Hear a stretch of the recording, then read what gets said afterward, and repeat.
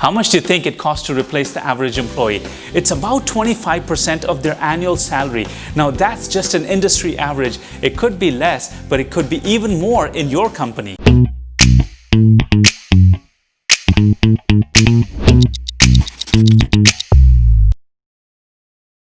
Hey business owners, I'm Gulraj Shahpuri. I'm a business coach and a leadership trainer, but I'm also an ICF coach, a Marshall Goldsmith SSC coach, a Gallup Strengths coach, an NLP practitioner, and a DISC specialist. And I'm here to tell you that high turnover rates are very costly for your business because lost productivity, recruitment expenses, hiring expenses, training and onboarding expenses, and the opportunity cost of the vacant seat and the opportunity cost of the people who are trying to fill the vacant seat. And they're all very, very costly. And you know that. And the solution is retention. Now, you're not going to have 100% retention, and there is something to be said about having a healthy turnover rate because fresh blood in every organization is required. But I'm going to tell you at least 2 handful ways of techniques on how you can have a great retention rate. So let's put 2 minutes on the clock and let's get started. High retention technique number 1. Hire the right people. You need to have a good alignment with the person and their job profile. So you need to do the right type of testing before you hire them. And the one I recommend is do a DISC test on everybody you hire.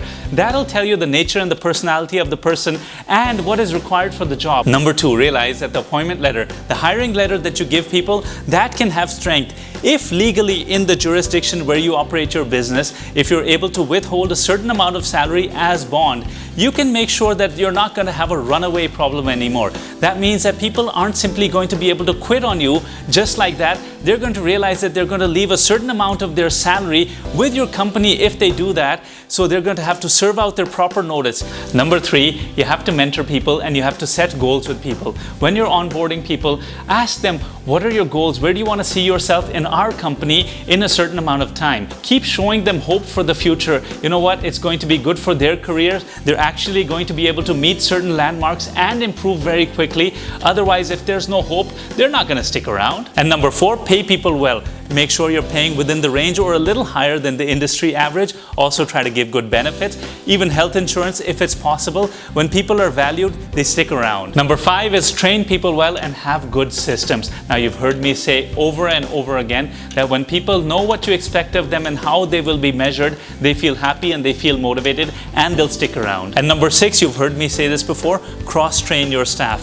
When somebody is trained in another person's profile or job, when that other person is on a break or on a holiday and this person gets to do their job, they feel pretty good because it's a good variety. It breaks the monotony and people like to stick around for that. Number 7, recognize achievements and recognize when people go above and beyond the call of duty. Give them prizes, celebrate their successes, do whatever it takes. People die for recognition. Do you know what's worse than criticism? Silent treatment. Don't wait to give feedback in quarterly and yearly reviews. Have a feedback system that gives feedback often. In our company, we have a feedback system that's a weekly feedback system. You could have a twice monthly feedback system. It doesn't take more than 15 minutes. And number 9, your company should have skip level meetings. I'll tell you what these are. This is when the employees of a certain department go to a meeting not with their boss but with their boss's boss. It could be a lunch meeting. This is where they can talk openly. This builds trust and teamwork and people love it. And number 10 brings us to teamwork. Get people to let down their guard and let them feel like they belong to your company.